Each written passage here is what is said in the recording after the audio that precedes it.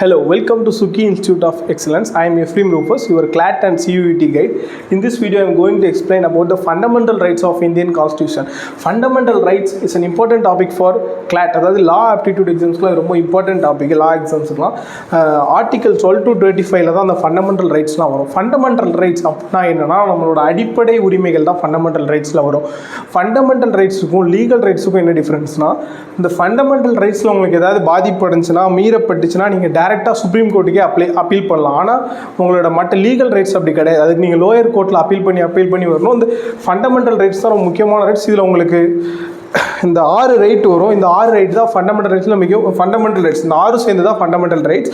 இதில் first right என்னென்னா right to equality. இது என்னென்னா ஆர்டிகிள் 14 to 18 வேறு இருக்கும். இதான் ரைட் டு ஈக்குவாலிட்டி. அதாவது எல்லாருமே ஈக்குவல் பிஃபோர் தி லா. இதான் ஃபண்டமெண்டல் ரைட்ஸில் வரும், ஈக்குவாலிட்டியில் வரும். அதுக்கப்புறம் வர ரைட் டு ஃப்ரீடம், இதுலேயும் 4 ஆக்ட் வரும். அதாவது 19 to 22 இதெல்லாம் ரைட் டு ஃப்ரீடம் வரும். அதாவது freedom of speech, freedom to practise any religion, freedom to, அதாவது நீங்கள் இந்தியாவில் எந்த பார்ட்லேயும் போய் ஃப்ரீடமாக தங்கிக்கலாம், நீங்கள் அங்கே இடம் வாங்கலாம், அங்கே நீங்கள் ஸ்டே பண்ணலாம். இதெல்லாம் ரைட் டு ஃப்ரீடமில் வரும். Right against exploitation. Right against எக்ஸ்ப்ளாய்டேஷன்னா ஒரு எக்ஸ்ப்ளாய்டேஷனுக்கு எதிராக நீங்கள் அதை குரல் கொடுக்குறது தான் ரைட் அகேன்ஸ்ட் எக்ஸ்ப்ளாய்டேஷன்.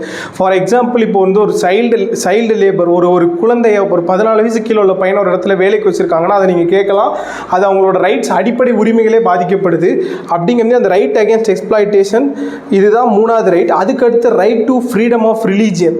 அதாவது எந்த ரிலீஜியனும் ப்ராக்டிஸ் பண்ணிக்கலாம். அதாவது நம்மளோட ரைட்ஸ் செக்குலரிசம், நம்மளோட ரைட்ஸ் எப்படின்னா எல்லா ரிலீஜியனும் ஈக்குவல் அப்படிங்கிறது தான் ஃப்ரீடம் ஆஃப் ரிலீஜியன். எந்த ரிலீஜியன் வேணாலும் நீங்கள் ப்ராக்டிஸ் பண்ணிக்கலாம், எந்த ரிலீஜியனுக்கு வேணாலும் நீங்கள் மாறிக்கலாம், எந்த ரிலீஜியனுக்கு சார்பாக நீங்கள் ஸ்கூல் காலேஜஸ் வச்சுக்கலாம். இதெல்லாம் right to freedom of religion வரும்.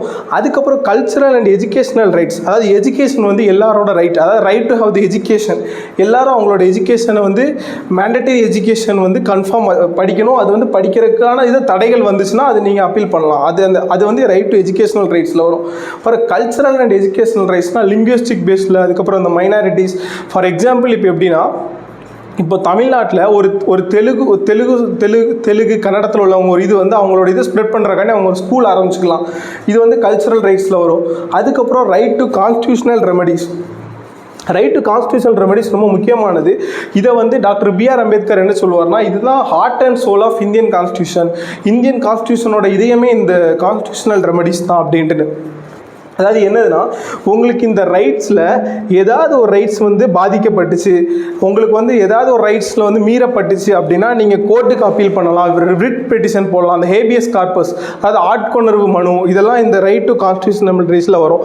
இந்த 6 ரைட்டும் நீங்கள் வெறுமனே உங்களுக்கு கிளாட் எக்ஸாம் மட்டும் இல்லை, தமிழில் குரூப் 4 எக்ஸாம்ஸ்லையும் இதான் இந்த ஃபண்டமெண்டல் ரைட்ஸ்லாம் நிறைய வாட்டி கேட்பாங்க. ரொம்ப இம்பார்ட்டண்ட்டான டாபிக் இது. தேங்க்யூ.